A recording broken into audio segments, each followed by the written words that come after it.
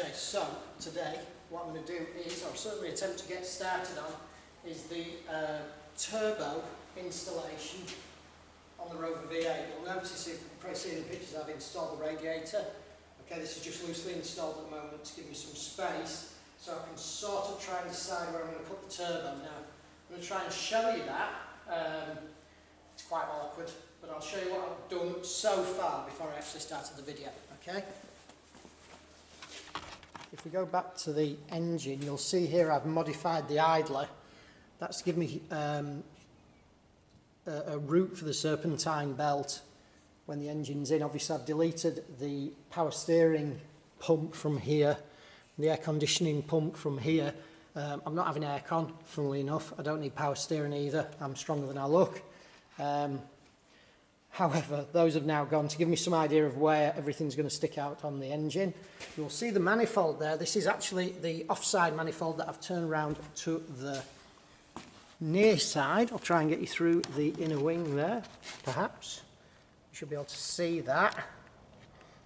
It now goes over that way and points forward, okay? So if I come back over the top, you can see it goes down the side of that chassis piece there, and I've cut it off at the end. Now, it actually looks an awful lot closer here than it actually is. But once it's in, it'll be all right. If I need to make a little dent or a little relief in the pipe, I will do. It won't affect performance one iota. Doesn't really matter what manifold you use. When the turbo installation, they don't need to flow, they don't need to balance, they don't need to do any of that. They just need to pump the gas through the turbo, which is here. If you saw the little update that I did the other day, you'll notice obviously that the black sections are painted on the car. And the turbo has arrived. Now, it's not a particularly large body turbo. It's T3 housing on the back, on the hot side there. And what I'm thinking of positioning it is down here between the radiator and the serpentine belt. Now, what I'll try and do, because I've ordered a tripod for this new camera, but it hasn't arrived yet, so what I'm going to try and do is position the camera so you can see where about I'm trying to pipe from the manifold to there. Okay? Yeah, I've just sort of sat it there for the moment, but that gives you an idea of the relation from the turbo to the engine. It's obviously a lot lower because it's sat on the steering rack there. It'll actually sit probably about here. All right? It should be about sort of 4 to 5 inches, about 100, 125 higher. But it's going to sit in that orientation, just in front of the serpentine belt drive. You should be able to see the belts there are going to run there. The cold side will obviously be turned. I can turn that round and I will point that straight down so the pipe comes out of here and into the intercooler, or under the turbo into the intercooler. It's not ideal, but unfortunately that's what I'm going to have to do. I may turn it up and pipe over the top and through this gap here. Okay, sorry, I forget to gesticulate on camera. And then that also allows me to take the exhaust system around here between the suspension, straight down and under the car, and off it goes out to the side of the car. Wastegates, things like that, I'm going to worry about that sometime later. But I need to get this mocked up. So what I've done, so far, this has cooled a bit now, but I've just put some spots of weld on there. Okay, so I've put a couple of little runs with the MIG. I'm just going to MIG it because it's just so much quicker. On a V-band, I'm a little bit short of 2.5 inch V-bands. These are 2.5 inch corners. And what I'm going to do with that now is try and mock all that together so that will come out somewhere here under the turbo, out of the manifold and under the turbo here with another 45 on it. So without the turbo in place now, you should be able to see that that is going to come out of there thus, probably about that angle. Should give me enough room to get the V-band on. It looks tighter on the camera than it actually is, and then I'll have a 45 degree coming up from that up to a T3 flange around here. Obviously I'm just mocking it up with that there. Alright, so what I'm going to do is finish welding that around there, so I'll set you up and you can watch that. I like to finish welding bits that I'm absolutely certain are in the right place, because obviously as you weld bits, if you tack everything together and then finish weld it afterwards, it will move, and it will move a lot. People say it doesn't if you do this, that and the other. It does. Whenever you put heat through metal, it moves, it shrinks and it grows. And if you ever use a lot of heat like this, you'll find that it'll move a lot. You can feel it if you're actually holding it as well, obviously with a glove or something so you don't burn yourself. I can see that I've got a good weld penetration inside there and there, because I've got some burn through, all right? So that means it's welded together very nicely. You can see the discoloration there. I believe that flange is supposed to be stainless steel, but it looks like mild steel to me. That one's gone a bit scruffy, there's probably some muck on it. But there we go. Okay, so I'm going to finish weld those now.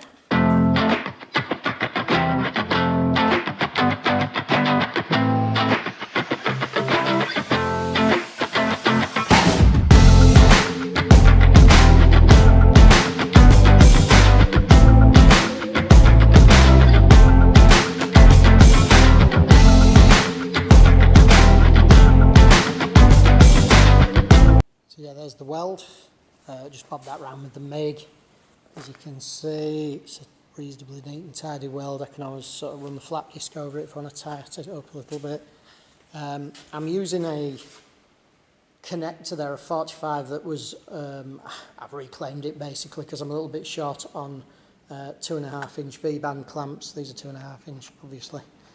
I'm going to just try that on the car now, see where it ends up, which is incredibly difficult with the camera in my hand. You'll notice I've just put a plain nut on the old V-band there. It's just an M8 plain nut. That allows me to twist it around, but keeps the position. It's just run finger tight. And if I bob that down there now, it's actually pretty good. I think I might need the other 45 on there. That already had a 45 welded to it, and I thought, well, I'll leave that on for now. May or may not be right, but it doesn't look bad to me actually, so I'll mop that one up off camera because I've only got 2 hands unfortunately. And I'll get those as finish welded as I can before I tack these to this manifold, and then I'll remove all that. If that looks a decent shape, I'll also start and tack it to the T3 flange. So welcome back. Tap that together now. I believe that's to sit about there, which should land the turbo exactly where I need it. It's not as close as it looks to the idler there, but I will heat wrap it anyway. It's a little bit difficult still to hold in one hand and video, but yeah, I think we're getting there with that.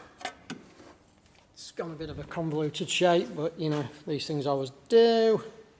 And I've got a few just spots holding that together for temporarily, so should I need to remove it, just whip those through with the cutting disc. There's a little bit of a gap in there, which I would rather not have, but I can weld that up easy enough. I'm pretty good with a MIG welder, as you can probably tell. Next step, square up the end, ready for the flange. Off cam there, welded the flange on around there, welded the first angle that I recycled to the second angle. For some reason the welder went a bit manky there, no idea why, it's very untidy. And that's the V-band welded to the 90 degree. So all being well, I will say I have literally just finished this. It only took me 5 or 10 minutes, but it is hotter than the gates of Hades, so that should now, if I've got this all measured correctly, end like that. So what I need to do now is tack that to the end of the exhaust manifold and check the clearance on the turbo, then bolt it to the flange. I can then remove the manifold and seam weld it, and then look at jointing the offside manifold, the driver's side manifold, into the near side. Okie dokie. There we go. This manifold is tacked up, as you can see here. It's just got a row of tacks around the bottom of the original manifold there. Not sure if there's any gaps or anything in there, but if there is, I'll sort those out underneath. There is a gap between the chassis rail and the exhaust tube bend and manifold, and there we have it. I've taken the cold side off for now. Slightly concerned with how close it runs to the fan belt, but I may change that at a later date anyway, but at least I now have room for the fan belt to move past there. As for the cold side, I don't know which way I'm going to go with that. Probably upwards, thus. Probably that way or something. I don't know yet. That's not decided, and it doesn't need to be decided just yet. That will pipe over here for the intercooler. It may pipe that way over yonder and into the intercooler. I'm going to use a GTR intercooler basically because I have one and they're good for at least 600 horsepower, a standard R32 GTR intercooler. So yeah, I'm pretty pleased with that actually. That's come out really well. It's only taken about an hour really to get all that welded in and tacked up. It's now all fully welded. As you can see in there, welded around the flange as well. Just these spots here now to do, and I can continue on. So what I'll do is, I'll now remove this manifold, this near side manifold, and fully weld that base, so everything then is fully welded. I'll reattach it and then I'll look at piping the driver's side over to the passenger side, but I think that's going to go under the sump, and again a V-band on that so that piece of pipe can be removed. Hello, sunny Retford, welcome to the rain. Quick update, probably jumping back and forth a little here, however the near side manifold completed, however needs fully seam welding at the base here, just point to it there. It's just spot welded there for now, but I will fully seam weld that before I join it to the other manifold. The up pipe is done and finished for the turbo. Just need to get some M10 nuts and bolts to go through there. I think I've got some, but I've just got to put my hands on them. It got very rained on the other day. I was working on a car and it was left outside, so everything's gone red rusty on the car. Bit gutted, but that's the nature of the beast. I found for the offside, the driver's side, that the manifold wouldn't fit. These are P38 Land Rover Range Rover manifolds. As you can see, I've turned them back to front so they're facing forwards, sort of TVRS, but completely different shape. This one used to point down, if I put that bit of pipe there, about there, at the back of where the, excuse me, at the back of where the power glide is. So what I've done is a job I simply detest doing, which is modifying manifolds. It's probably a lot easier if you have a massive stock of pipe and bends. I do have some, but what I've tried to do is repurpose what I had, not only because I'm a Yorkshireman and therefore tight, but also it moves things along quicker if you can use what you've got. So I've modified that exhaust quite well to go down so that when it's in the engine bay, it will point between the engine mount I made, that's gone red rusty, obviously, and the oil filter here. So it's going to come down here, tip away. I'm gesturing with my hands that you obviously can't see, but that's going to tip away under the sump with a piece of flex pipe in the middle, and then join back up to the up pipe under the turbo over yonder. I'll be putting a couple of V-bands in there because, quite honestly, I don't think you'll get all that in one piece. So it'll need a V-band probably about where my hand is now, sort of level with the engine mount, and then I'll put one in further down as well, so that's a separate pipe altogether. And then I can start and decide where I'm going to put the wastegate. It's come out quite nicely actually. It kind of looks like I know what I'm doing, because it's following a nice sort of smooth shape. I've tried to keep the radii on these back two pieces nice and gentle, because you don't want to lose all your heat into the manifold up at the top here, and you will get hot spots with that. It doesn't have to flow, it doesn't have to extract, because there's going to be a big turbo working like an air pump, so it doesn't matter. I've just managed to cut the final segment out of an old Fiesta ST 150 exhaust manifold I had that I replaced many years ago. That will go into here. I'm not going to take you off welding. It's not an absolutely perfect fit, but it's pretty blooming good. It's slightly larger pipe, but not so as you'd notice. It will fall out under its own weight. I think that's mild steel, and it's really thick stuff actually. These are actually stainless steel originally, believe it or not, even though they have gone rusty. I've removed the flex, as you can see there, and shortened that section out. That was the first part, and I've rotated the collector underneath, so it's pointing more down like that. Alright, so that comes forwards now 5 or 6 inches really, I would suggest, and I've rotated it all around its axis. so that it's pointing more in that sort of direction. Once I've got that welded up, I'm only using this old cylinder head as a jig. If you ever do try to modify your own exhaust manifolds, trust me, you need them bolted to something flat. And you need them bolted down tight. I don't recommend using your engine or any heads you're probably going to use. Don't think I'll use these SD1 heads. They need refurbing anyway, so there's no real damage going to be caused. But those are bolted down tight. What I do is make the pieces fit. And as you can see that I've done here, this is a bit I've repurposed from elsewhere on the manifold. I've welded that fully. And then this is just spotted in place just to give me an idea of where I'm going to go next. I will weld that in fully. And then I will weld this in fully between those two. Okay, somewhat like that. Not exactly like that because my eyes are going funny looking at the little screen. I will weld those in fully as they go along. Purely because what I've found in the past is if you tack it all together and then remove it from the head or try and weld it fully afterwards, it will move so much it will literally twist a 10mm flange very, very easily. So, you know, that's just my advice. Once you're happy with the piece, the fit's good, the finish is good, try and get the fit as good as you possibly can. You can see there's a bit of an overlap there, but it's pretty good. It's flat to flat. I'm not tigging it. It doesn't have to be absolutely ideal. This was all brand new pipe and all brand new joints and bends, you know, like a professional manifold sort of person would build. Then obviously I'd be tiggy-tiggying it all together. It is just made out of second-hand bits here, there and everywhere. They don't have to work particularly well. You could build that out of square section tube. It'd do the same job as long as it pipes the gases to the turbo. It doesn't need to do anything else. Trust me on that.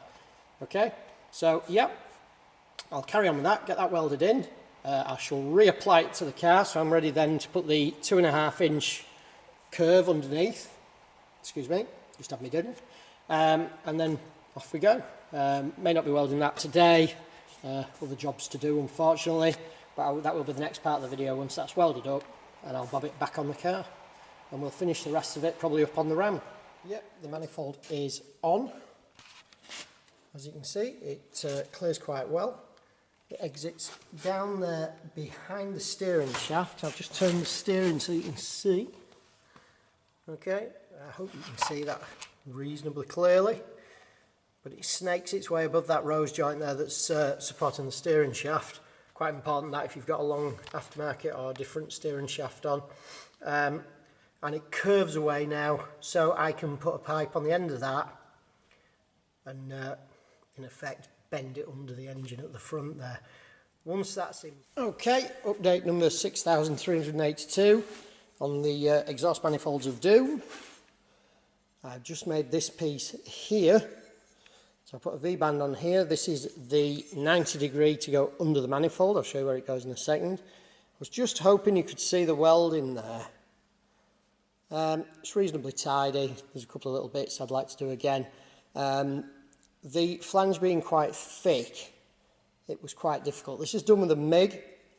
I've run a flap wheel over some of the little spits. You know, you get spitting when you use a MIG welder. But the weld is pretty tidy actually all the way around there. It's certainly solid. You can see it's got it all the way around. It's definitely burnt into the pipe. Now this is quite a thick wall pipe. If you can see there, it's probably about 2mm. The last piece I didn't video that. It looked awful. It was 1mm pipe and it was very difficult. I'd like to draw your attention to the welder I used. Turned it on so you can show you. I welded all my stuff there on number 5 of 7. The wire feed is number 3 of 10. Now then,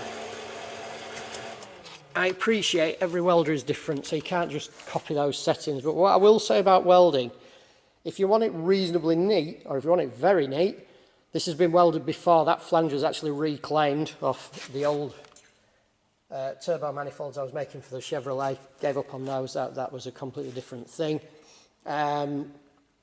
So I've taken these flanges back off, and I didn't grind all the weld off. I've welded to the weld, so therefore it was pretty blooming thick in there. So it took a lot of heat in there, but the pipe is still thin pipe. Use as many amps as you can. Do not faff about on number 1. Try to weave and wave and blob and make it look horrible. The better you get your burn into that, the better it will look. the better it will function, and the neater it will look if you're doing things like bodywork where you have to grind back. Obviously this I wouldn't do on bodywork, that looks, you know, not pretty for bodywork. People say if you can weld, you don't need to be able to grind. That's a lot of bloody rubbish. Don't listen to that. If you're welding panels on cars, you've got to be able to grind them back. There is no way you can weld sections into cars and just leave a big knobbly weld. If you do, you should be damn well ashamed of yourself. It isn't necessary, okay? We've all done a patch to get it through the MOT. I'm not denying that one iota. So, laying under the car, because I didn't want to move everything around, because I'm waiting for some parts for the little Alpha you may have just seen, I've put a homemade 45 on a 45, don't know if you can see there, laid at a weird angle. So it tilts back a little, forwards a little, sorry. No, back, I'm all back to front. I've put a V-band on the bottom of the other 45 there, which is actually half of a 90. That's the thin stuff, and as you can see, that weld is pretty vile. Not very happy with that at all. I did have to chase some holes, but it is super thin stuff. Welding super thick stuff, which as you can imagine is always quite difficult. This now fits under there. The warpage is pretty minimum, okay, and that fits under the sump, and that's going to go round the oil filter like that and then point towards the turbo of destiny. Sorry, I'm shaking because I'm trying to hold everything together. I'm going to try and tee that into here. So about here, under there. I don't know if that's going to affect my wastegate. My wastegate may go on the other side. I don't know yet. I haven't finalised that, but I will. Obviously, I can turn the V-band round.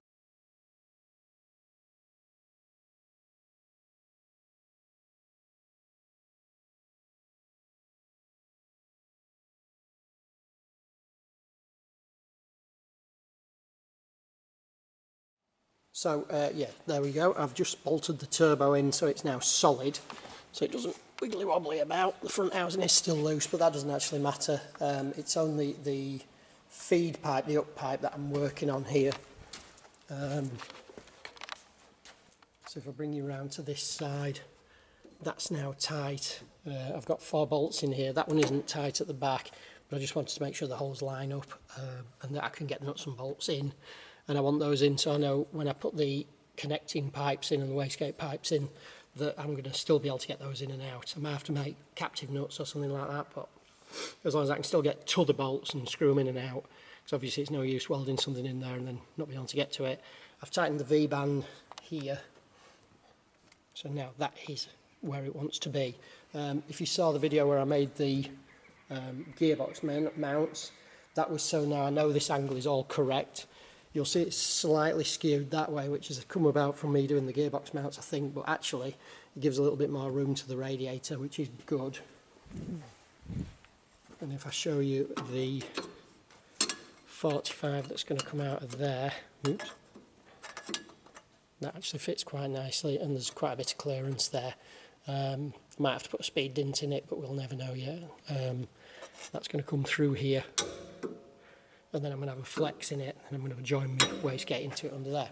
So next step is trying to line up for the other manifolds. So I need to jack her up because I haven't got access to the ramp today. The 45s have come, so I'll do that now.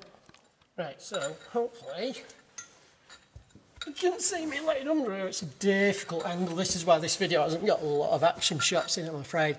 It's really, really, really difficult to try and mock things up with only one set of hands. And a camera and get an angle on it so somebody can see what you're doing. But basically what I'm trying to do is come out roughly 90 degrees to the floor like that. Obviously a job that's easier on the ramp, but as I say I don't have access to that today, so probably about there.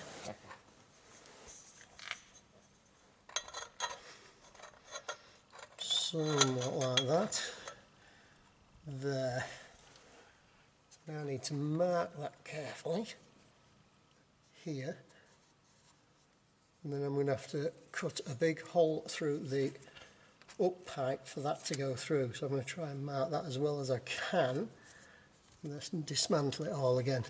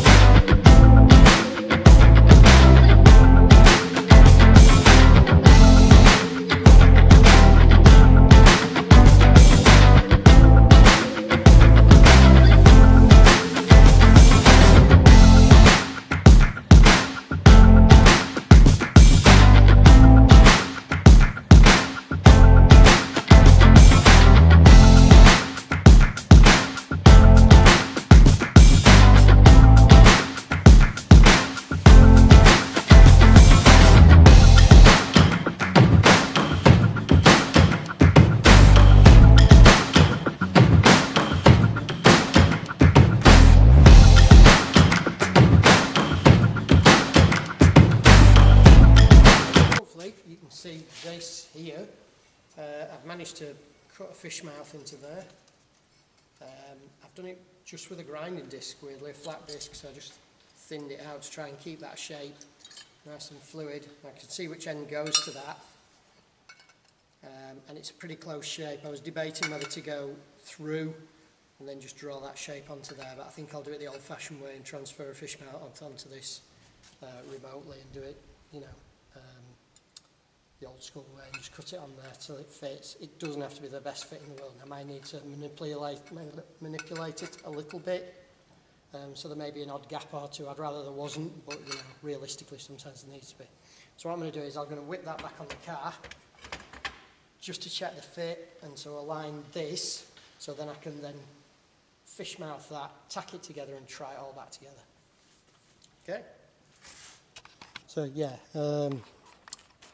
moderately ashamed by the fish mouthing job I did there. It's going to take a bit of creative welding, but I can do it. That's the piece I've ended up with now. This V-band here obviously going to the near side exhaust manifold header, whatever you want to call it. I've tacked on the underpipe just to let me show the shape. It was a horrible shape to fish mouth. It's not like it's doing a straight tube to a straight tube. I can weld it up, but it probably won't be the prettiest bit of welding in the entire world. However, it'll be fine. I'll weld that first. I'll put a series of tacks on here again just to make sure it hasn't moved too much, because obviously this sucks through there quite a bit when you weld it up. Fits reasonably well inside. Again, ginormous gaps, which I'm ashamed of, but you know, if you can, you do. So what I'll do is, see you later. Gardener leaving, sorry about that. Yes, I'll get that sorted out, get it welded up, fit it back to the car, and then cut a flex. I'll measure a flex and a piece to go in it. And then that's the whole turbo to engine pipe work completed. And then I'll move on to the exhaust system at a later date. Thanks for that. I went for broke on that one. Just welded it all together. I can't actually see it all moving that much because it's flat surfaces here and here. My fish mouthing is now welded up. Didn't actually come out too bad at all. It's a lot easier when you're welding on thick, fresh material like this. But yeah, I had to fill a few gaps, but came out pretty good. It's not the best bit of welding I've ever done, but there you go. It's filled the gap. It's strong, it's complete, and it doesn't look a complete disaster. Not that anybody will ever see it, but that ain't the point. If it's right, it looks right if it is right. Good weld inside. I could of course blend that together inside, but I'm not going to. It won't make any difference anyway, but I will remove any loose particles. I'd rather they didn't go through my turbo. Right, I shall let this cool because it's currently hotter than the sun. I'll bob it back on the car. Broke one of my V-bands, so I've just had to do a little tiny weeny weld on that as well. You'll find with V-bands, if you're buying them or try to use them, it's really difficult. You never know what you're going to get. Sometimes they come with them 6 fixings, and on these big V-bands they tend to break straight away. I had some that split on the car which I replaced, and I think the one I've used now is one of the ones I bought to replace it, but it didn't look strong enough. So I've bought them all over. I've bought them off eBay, I've bought them off Amazon, I've bought them literally anywhere, and you never really know what you're going to get. So it's not like don't buy them here, don't buy them from, you know, any country in particular or anything like that. They're just a bit of a random sort of thing. You get what you get. But yeah, quite pleased with that overall. Looks all right, the mess. A little bit of an emergency, set fire to my duvet cover that I was laying on. As you can see now, this has positioned itself with all the grace and elegance of beach walrus. There is the pipe linking into the up pipe there. You should be able to see that. Snakes its way down here. I've put a flexi there. This is just tacked together. Going to finish weld that in a moment. Probably time's getting on a little bit, so I may have to make like a banana and split. Recycled flexi there with room to get my fingers round above the sump. Okay. I filleted a small section in there just to address the angle. I've tried to leave room around the oil filter, not only for heat transfer but also so I can get the oil filter off. That V-band is now tight.